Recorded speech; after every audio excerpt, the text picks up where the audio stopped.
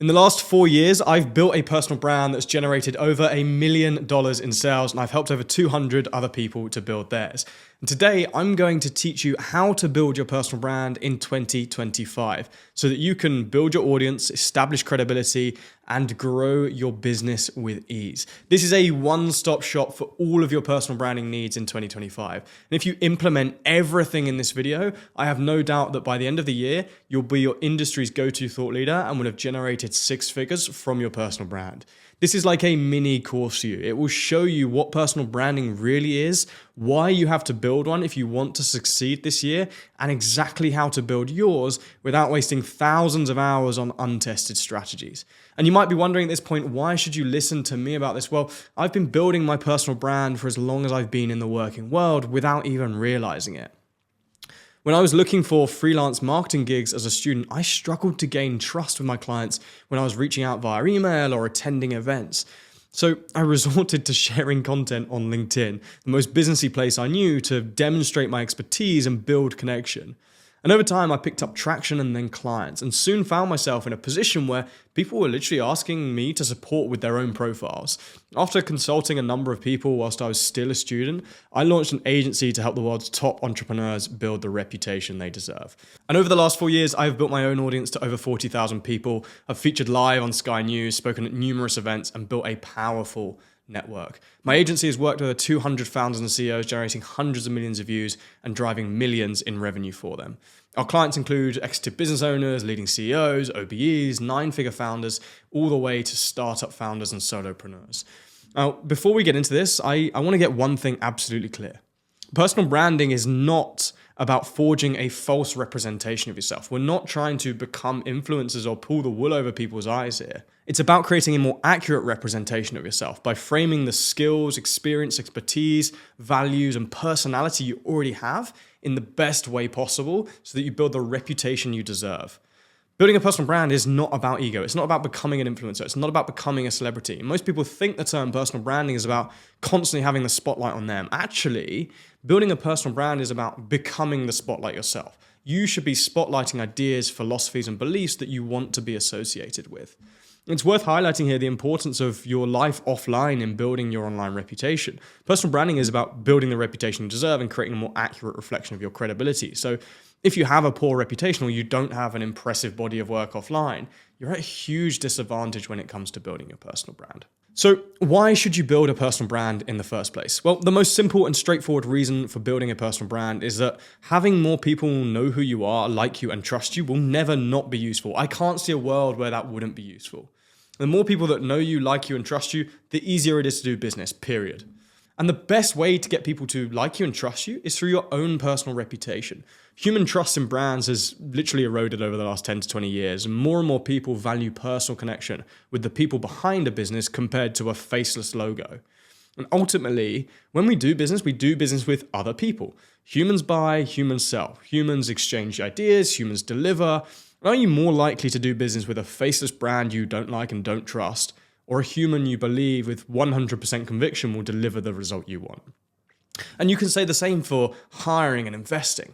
You work with humans, humans run the business investors pour money into. Don't you think they'd be more inclined to invest in and work with a brand which was run by someone they know, like, and trust? So what are some specific reasons you might build a personal brand? Well, number one is, as I said, attracting investment. Investors want to know that they're investing in good operators. Their money is in safe hands.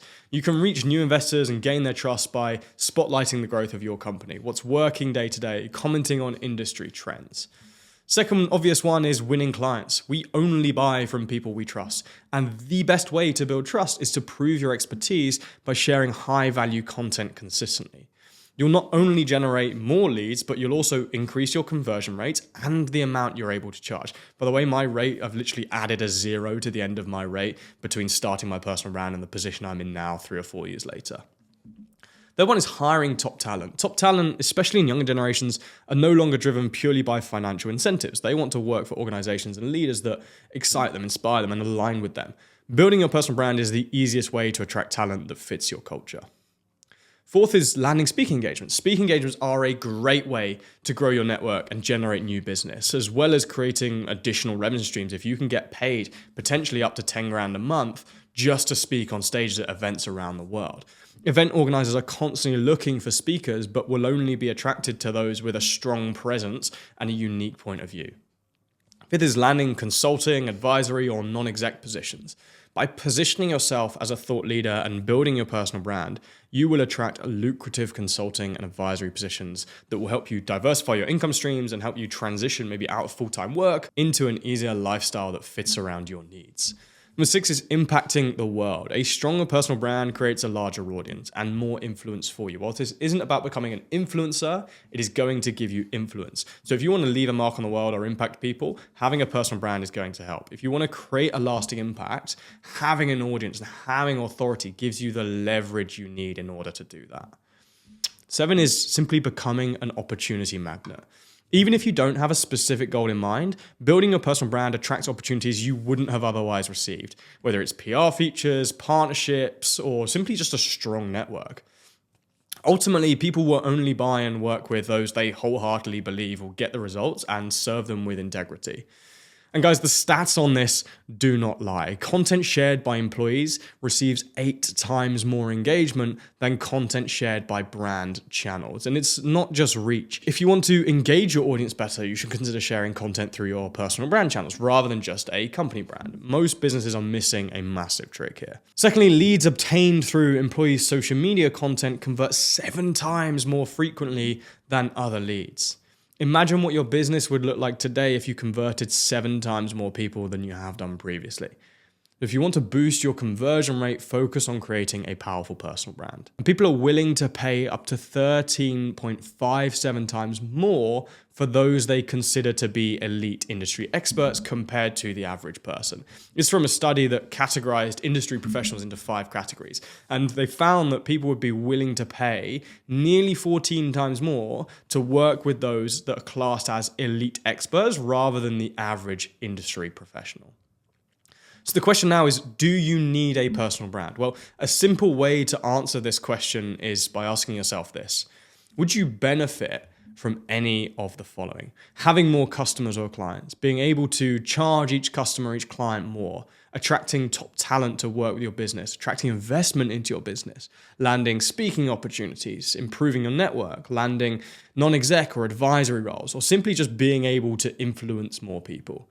And if your answer to any of those was yes, I promise you will benefit from building your personal brand. But you might be wondering at this point, you've had success, you've had relative success without really building a personal brand so far. So is it really necessary? Well, think about how much more success you would have by now if you had built your personal brand. Truthfully, if you're not building it, you are literally playing business on hard mode. Now, let's dive into my system for building a profitable personal brand. This is the PAC system for building a personal brand. And having built over 200 for entrepreneurs, for founders, and C-suite teams in the last 3 years, I've developed this model for becoming the most sought-after thought leader in your industry. All of the most successful personal brands that me and my team have built, that we've studied and that we've worked with, share these 3 things in some form. And that doesn't necessarily mean you have to tackle them all in one go. You will see much better progress and better results if you take a phased approach and tackle each one in time in the following order.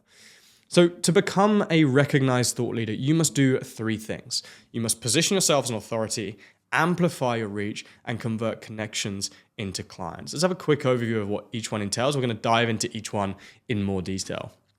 Positioning is about setting the direction for your personal brand. It's about defining how you want and need to be seen by your audience in order to achieve your goals. For example, if you're a startup founder in the food and beverage industry and you want to raise investment, you need to be positioned as someone that understands the food and beverage industry inside out, is a good operator, has good leadership skills, etc.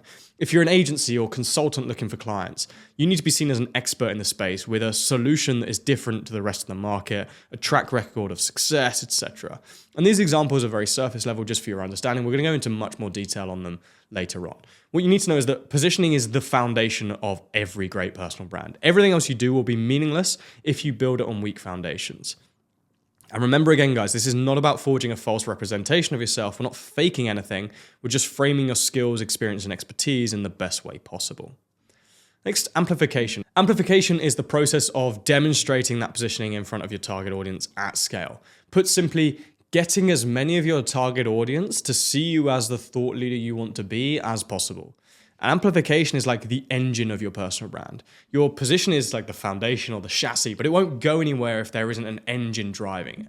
There are loads of ways to amplify your brand. You could send cold emails, you could run a radio show, you could buy a load of billboards, but the most effective ones are publishing content on social media, appearing on other people's podcasts and PR, and paid advertising. The final part of the model is conversion. Conversion is quite literally the business end of your personal brand. With the right positioning and strong amplification, you'll build an engaged audience that know who you are, that like you and trust you. But there's an art and a science to converting that attention into opportunities and revenue that I'm going to teach you. And this could be customers, clients, investment, talent, speaking opportunities, whatever it is you're shooting for. The trouble is, most people have no means of converting their audience. There is no system behind the viral social content they publish to actually convince someone to buy, to book them speak, or to invest. If you stay to the end of this video, we're going to show you how to do all of those things. Now, when it comes to positioning yourself as a thought leader, most people make the costly mistake of presuming other people will just instantly care about their story and their knowledge, somehow seeing them as a credible source of information because they've got interesting views to share. That unfortunately is not the case. See, no one actually cares about you. No one cares about your story. They care about solving their problems and improving their lives. So if we want to make them care and we want them to pay attention to us, we have to position ourselves as the solutions to those problems. And over time, they will begin to care more about us, but only as long as we continue to help them. So do this well enough for long enough, and your reputation will start to precede you. What industry leaders realize is that they need to be seen in a certain way in order to achieve their goals. If you were to pick any business goal you have right now, I could tell you why you haven't achieved it. It's because not enough people perceive you in the right way for you to achieve it, period. Maybe you want to raise investment. Well, not enough investors see you as investment worthy. Or you want more clients. Well, not enough prospects trust you to get a result for them. You want more speaking gigs. Well, not enough people see you as an industry expert. See, we live in a reputation economy. How people perceive you is everything. So our challenge is to position ourselves in the way we need to be seen in order to achieve our goal. And as you go through this process, keep your goal in mind. Remember, again, this is not about forging a false representation of yourself. We're not faking anything here. We're just framing your existing skills, experience, expertise, etc. in the best way possible. And often there is a balance here between how you want to be seen and how you need to be seen. Our challenge is to find the overlap between those two things. And we have 3 systems for positioning you as an authority in your industry: your mission, your message, and your frame. And these answer some crucial questions your audience is asking when they come across you. One is why they should care. Number 2 is how you are different. Number 3 is why they should trust you. Nail these 3 things and you'll have your audience members' attention primed and biased towards you. So here's how we address them. Firstly, we have our mission. Your mission is like a value proposition. It's the impact you will have on a group of people. And a mission tells people why they should care. In other words, what value do you actually add to your audience? So this needs to explain who you help, what you help them achieve, and how you help them achieve it. And the more specific and tangible you can be with this statement, the more impactful it will be. You can use the following template to start creating yours. I help target audience to result by method. If you take someone like Cody Sanchez, she's a great example of someone with a clear mission. She exists to help outsiders think differently about investments. The second thing we have is your message. Your message details how you will be seen, not just what you want to be known for, but a description of the type of person you need to be perceived as. A message shows people why you're different from the rest of the industry. It's more personal and less clinical. If I ask someone how they describe you in 5 years' time, what sort of things would you want them to say? Write a statement of intent around that. Take Ben Francis. When you think of him, you think young, humble, likable overachiever, scaling the world's most inclusive activewear brand. Thirdly, we have your frame. Your frame gives you credibility. It's the body of work on which your personal brand is built. A frame tells people why they should listen to you. And there are thousands of people posting content online every day. So why should people listen to you out of all of them? And this is really important because the messenger matters. Who says something matters just as much as what they said. You could have the best advice in the world, but if your audience doesn't see you as someone worth listening to, they'll never follow or convert. People will only listen to you if they see you as someone worth listening to in the first place. So write down in 1 sentence why they should. And here you can include anything like previous results, milestones, social proof, anything that adds value and proves you're an expert in your space. Ultimately, your positioning strategy is about identifying the overlap between how you want to be seen and how you need to be seen. For some people, there will be more overlap than others, but you need to be honest with yourself about what you want versus what you need. Find that overlap and zero in on it. And once you nail these three things, you'll have a strong foundation to underpin your personal brand strategy. This is like your personal brand North Star. Everything else you do should be geared towards creating this reputation, because if you create this reputation, you'll achieve your goal. And all you really need to do once you've got this is get in front of your target audience, show them your message, your mission, your credibility, and then turn them into leads and opportunities. And if you're struggling with this, there are probably 3 positioning mistakes that you're making right now. Number 1 is not talking about your how. So annoyingly, your work will not simply do the talking. You have to do the talking for your work all the time. But don't just tell people what you do, show them how you do it. People will trust you way more. Number 2 is trying to be the hero. Sorry to break it to you, but you're not the hero here. Your audience are the heroes. Help them achieve their goals by becoming their trusted guide. Thirdly, it's following the herd. If you're not willing to form your own opinions and stand out, it's probably worth saving your time and just stopping here. In a competitive space, you've got to tap into your unfair advantage and leverage that to share the things that make you unique. Now, amplifying your presence. By this stage, we have a solid strategy behind us and strong positioning on which to build your personal brand. The challenge now is to get in front of your target audience and prove your positioning. Authority positioning is important, but if you stop at this stage, no one ever sees you. It's pointless, right? We need to amplify your presence. Quite simply, all other things being equal, the more people you're able to reach, the better. And of course, there are a lot of conditions on this, such as the quality of your audience, the nature of your business, your goals, etc. But all other things being equal, a bigger audience means more opportunities. And there are a number of ways you can amplify your presence. You can send cold emails, as I said, you can buy billboard space, you can fly a banner over your nearest city if you want. The most effective ways, though, are going to be social content, PR, and ads. Each one of these is important, it has its own merits, and you should introduce them at the right time eventually to create a flywheel where all 3 work together. But the best place to start is with social content. Content is like a 24/7 salesperson. It will speak to more people in a day than you can in a lifetime. And the best part is it doesn't get sick, it doesn't take leave, it doesn't need a salary, it doesn't need meetings, and it works around the clock. Whether you're working yourself in meetings with your family, asleep, your content is the engine of your personal brand. And by producing it, you scale yourself. Every high quality piece of content you put out is like an asset working for you, building personal brand equity. So the goal is to publish as many of these assets as we possibly can. But where do you start? Producing content seems daunting and you don't want to waste hours creating content that doesn't actually get results. Well, at its core, content is actually very, very simple. If you think about it logically, your content should only ever do 3 things. It should get you in front of new people. And this is the sole aim of what we call awareness content. It's to reach as many people of your target audience as we can. Therefore, increase the pool of people that you can build trust with.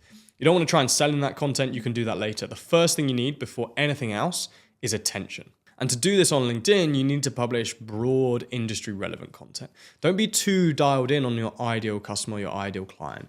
You want everyone in the industry to be able to engage with this sort of content. The aim is to make it easy for them to do so. Engagement drives you. So the more engagement you can get, the more people you're going to reach.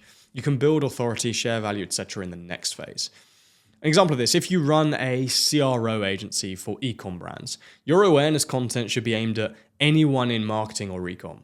If you're an exec coach for senior leaders at FTSE 100 companies, your awareness content should appeal to anyone in a leadership position. And if you get this right, you'll get results like our client Tom, who generated 5 million views in just his first 90 days doing this. If you ignore it, you'll never reach the volume of people you need to win the amount of opportunities you want.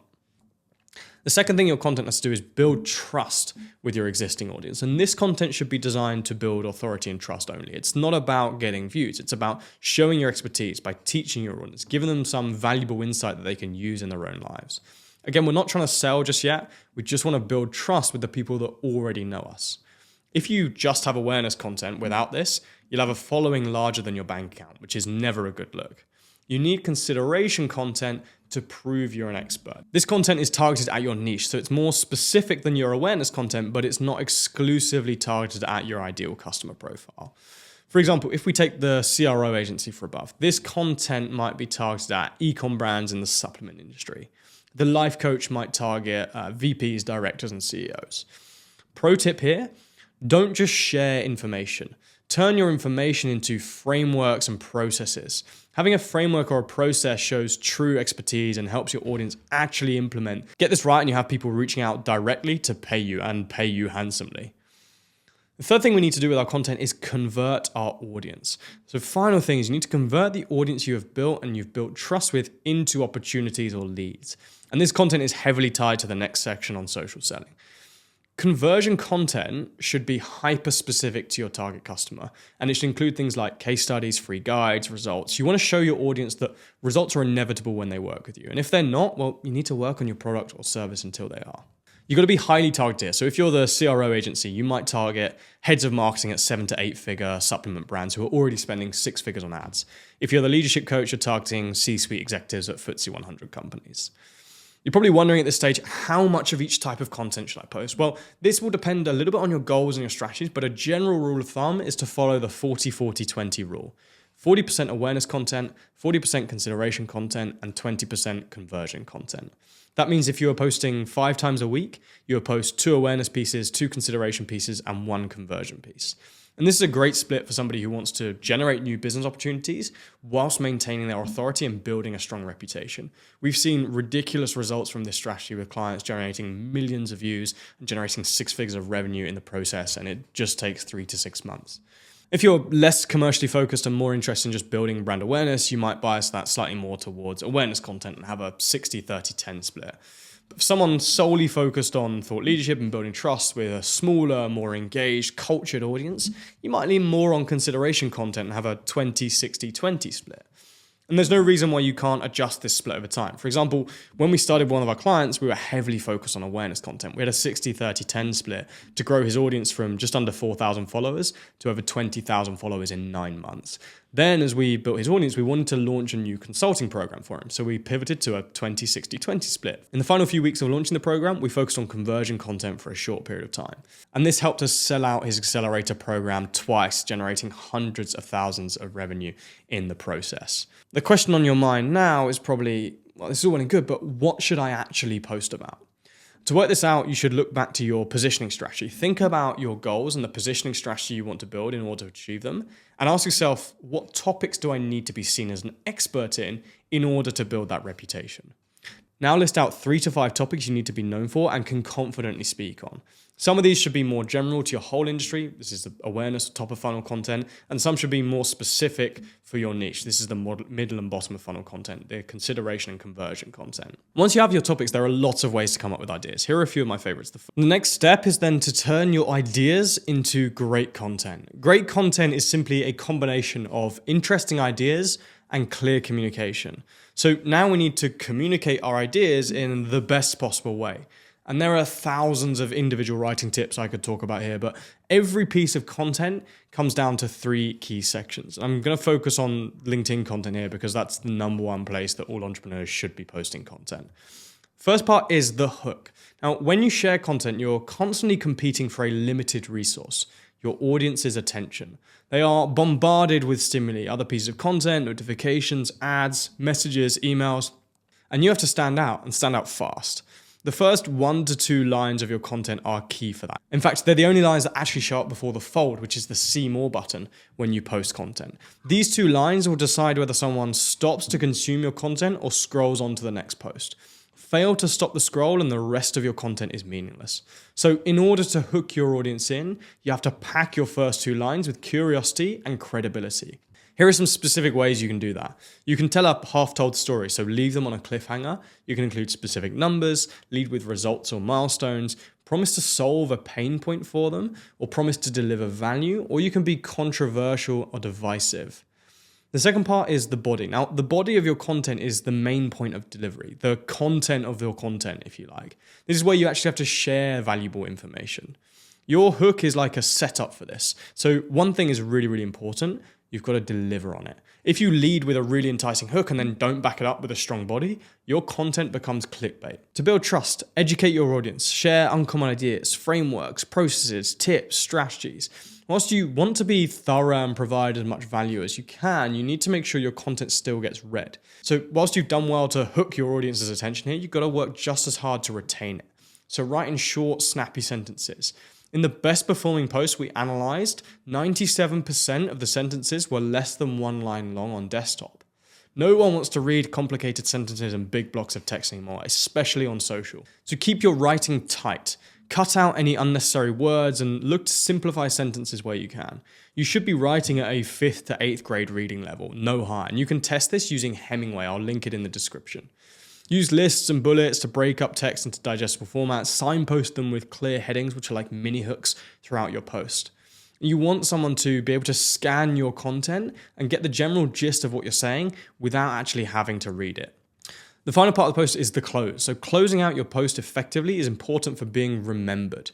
Your final few lines will determine whether a view turns into a like, a comment, a repost, a follow, or a lead. If you ignore the closing section, all your hard work so far will go to waste. You've got a few options for creating impactful endings to your post. One is a mic drop moment. End your post with a catchy comment summarizing the main message of the content in a powerful way. Imagine yourself saying this and then dropping a mic as you walk off stage to applause. Secondly is a memorable takeaway. So end with a 1 or 2 line lesson the reader can apply in their own life. Use a call to engagement. So encourage viewers to like, comment, repost, or follow you. Or you can ask a question. Ask a question to encourage discussion in the comments. And lastly, you can use a call to action. This is to prompt viewers to take action based off your post, such as messaging you or downloading a guide. As I said, there are thousands of individual writing tips that each deserve their own comprehensive training. But if you get these 3 things right, you'll be well on your way to creating highly engaging content that grows your personal brand. Quick note here on why this actually matters, how the LinkedIn algorithm actually works. You don't need to fret over the ins and outs of the LinkedIn algorithm, but you should know the principles behind it. When you post a piece of content, presuming it passes spam filters, LinkedIn will show that content to a subsection of your audience, your first degree connections. For argument's sake, let's say it's 10%. LinkedIn will then use the engagement from those people as an indication as to how good your content is. Engagement includes likes, comments, reposts, and view time. Some engagements are weighted more heavily than others as they are more meaningful. For example, likes have the least impact, comments and reposts tend to be the highest. And based on the collective engagement, LinkedIn will then decide whether to show your content to a wider audience. So you'll reach the rest of your connections and followers and then your second degree connections, so on. And the first 1 to 2 hours are key here. You want to generate as much engagement as you possibly can in that time. Now, when it comes to analyzing the performance of your post, the best way to improve your content is to analyze how it performs. I personally use Taplio to do this monthly, and you can get a free trial by clicking the link in the description to try it out for yourself. Taplio is a brilliant LinkedIn tool that allows you to gather inspiration, draft content, schedule that content, and analyze your content. There's loads of other features as well. And we use it across all of our clients to keep a finger on the pulse of what's performing at any one time. Taplio allows you to look at data on a granular level and a trend level. So you can see how your performance has improved over time, but also which specific pieces of content are driving the results week to week. Now let's look at PR. PR is the second way to amplify your reach. Landing features in the media is one of the best ways to amplify your reach and elevate your authority. The premise of PR is very simple. By leveraging media platforms with pre-built, targeted audiences, you can reach a specific group of people at scale. Unfortunately for you and I, there are millions of publications who have worked hard to build an audience already. News platforms, TV shows, podcasts, blogs. These are all content businesses with an audience of highly targeted people. It's fair to make the assumption, right, that someone listening to a podcast on fitness is probably interested in improving their physical condition, right? And these content businesses, well, they need content. So by partnering with them, you create a win-win. You supply them with great content whilst they distribute your ideas to their audience, which happens to contain the people you want to reach. And an additional benefit of media coverage like this is the credibility it creates. Look, not everyone going through this training is going to be able to land media coverage because, quite frankly, not everyone is interesting or good enough. The PR game isn't as accessible as social media where everyone can share content. To land notable features, you have to be notable. The upside of that, though, is that when you do land a feature in a notable publication or podcast, you're instantly perceived as being worth featuring by the audience. And there's a level of social proof that comes with that can dramatically improve your perceived credibility. Of course, the more exclusive the publication, the bigger the effect. A feature in Forbes, right, is more powerful than a small local newspaper. With that said, though, you shouldn't necessarily neglect smaller publications, particularly if you're new to this PR game. They can be a great way to build traction and get attention from higher caliber outlets. So how do you actually land these features? Well, The old way of landing features in the media is very much dead, which is collect a load of publicist emails, tell them how amazing you are, and then ask for a feature. That used to work, but it doesn't work anymore. People are inundated with these kinds of messages every day. Today, it is relationship-based. So if you're approaching a publication or a podcast for the first time, you always need to think what's in it for them. Remember, these people are looking for content. They want to hear from you. You just have to go about it in the right way.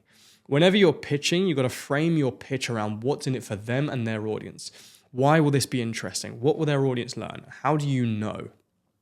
And you can even go one step further and do the hard work for them, which is come up with the title of your idea, make it bespoke to each publication, and create a wireframe for the feature. This will stand you out amongst thousands of other people in their inbox every single day. One way to take your PR effort to the next level, by the way, is identify key people within your industry or adjacent industries and start associating yourself with them. For example, if they host a podcast, appearing on that podcast will create an association between you and them. And because they're influential already, people are going to start to see you as influential. Really, by the way, that's what a brand is. It's an association people make when they see your name. So by associating with people who have already built authority, you can very quickly build your own as their authority transfers onto you. And this is known as the halo effect. The final way to amplify our reach is through ads. Ads are another great way of amplifying reach because, gone are the days where organic and paid media were pitched against each other. Today, the two work hand in hand. Ads should by no means be your first port of call, but once you've nailed your organic content strategy and have messaging that's resonating, you can add fuel to the fire with advertising. Whilst organic reach is free and pretty high on LinkedIn at the moment, you have less control over who your content actually reaches. So whilst you have to pay for advertising, you can be much more targeted in the accounts you reach with it and how many of them. This is completely pay to play. And look, you don't want to be wasting hard-earned cash here. So focus on perfecting your messaging organically first. And when you are getting good results, then turn on ads. My favorite way of doing this is through thought leadership ads on LinkedIn. These allow you to promote posts from a personal profile on LinkedIn with all the targeting benefits that previously have only been able to be used through a company page. So whilst the promotion will still occur through your company page, like the payment will occur throughout, you can grow your personal brand really effectively this way. You shouldn't spend $1 on ads though until you're getting traction organically and you've proved your messaging. Otherwise, you might as well just burn the cash. And don't get me wrong, you can build a $1 million personal brand without spending $1 on an ad. I hit $1 million in revenue from my personal brand before I even ran my first ad. Now, the final part of our model, which is converting your audience. If you're anything like our clients, you actually want to drive opportunities from your personal brand. It's not an ego stroke, but it's a strategic move in your business or your career. So how do you actually generate opportunities? These opportunities, this could be leads, customers, clients. It could be applications from top talent. It could be speaking gigs. It could be consulting or advisory roles. It could be investment. A lot of people, they expect these things to come directly from the content they put out online, i.e. in the form of people reaching out to them, referencing some element of their personal brand, like a piece of content, a feature, etc. Now, some people will do that for sure, but actually only about 3 to 5%. If that's what you rely on, you're missing out on a huge chunk of opportunities that could come your way. Why only 3 to 5%? Well, only about 3 to 5% of people are ready to make that level of commitment straight away. Okay? Most people aren't ready to do that yet. So far, they've probably been consuming your content online, which is very low commitment, by the way. They can do it from the comfort of their own home, on their phone, behind a screen, in their own time. Extremely low commitment. Investing 4, maybe 5 figures in your business, your services, that's extremely high commitment, right? There's a lot more on the line. And that's a huge commitment jump for people to make. It's too big for most people. So we need to gradually increase the commitments they're willing to make to us over time, slowly increasing. And we do that with what's called lead nurture. Lead nurture is the process of gradually increasing that commitment until they're in a position where they're ready to buy from you or invest in you. And to do so, we need to create more meaningful interactions with our audience. That, of course, starts with social content, which is low commitment. They invest 30 seconds of their time, they get some insight. But it can end with investment or purchase, which is really high commitment, 4, 5, maybe even 6 figures or more.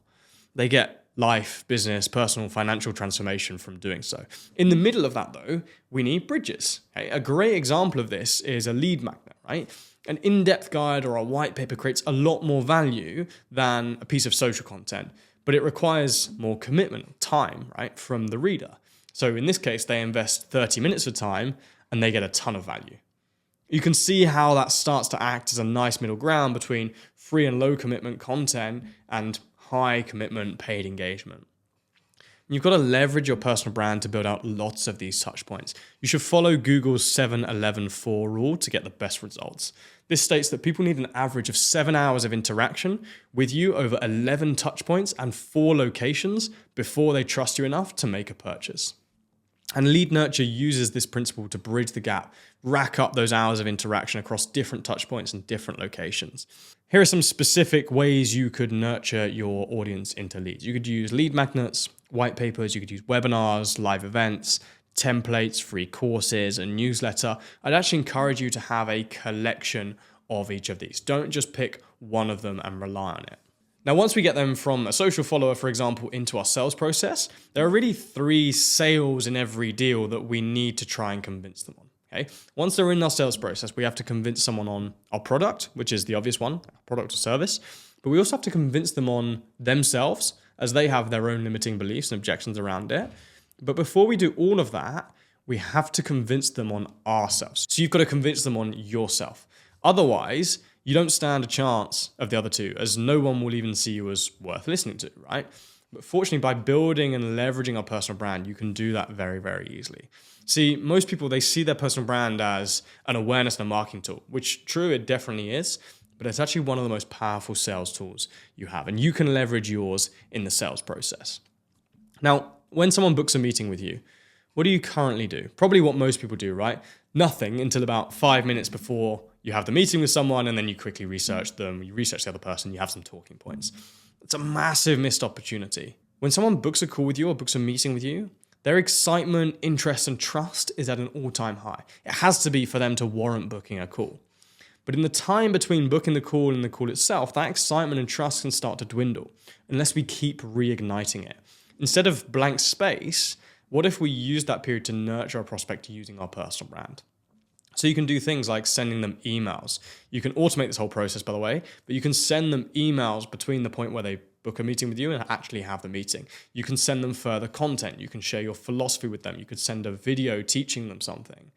These should come from the content that you have actually published online.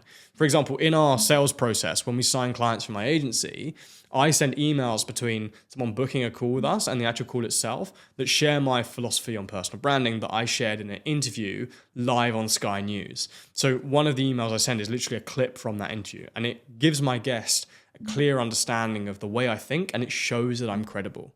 I then share a second email with a link to a valuable piece of content that I've shared recently online.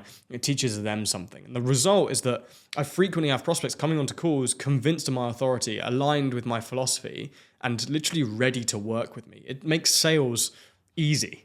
And I don't know about you, but easy sales is exactly what I want out of my personal brand. And that is our full personal brand system. To recap, we covered how to position yourself as an authority on your industry, how to amplify your positioning in front of as many of your target audience as possible, and how to convert your audience into opportunities and monetize your personal brand. If you implement this system, your biggest problem is that you've got too many opportunities coming your way. You'll become magnetic, attracting opportunities with ease and becoming one of the most sought after figures in your industry. If you found this useful, which I guess you did, which is why you're here, why you're still watching, hit subscribe button because you'll see the next in-depth training I create. It's going to be loads more content on the channel around this.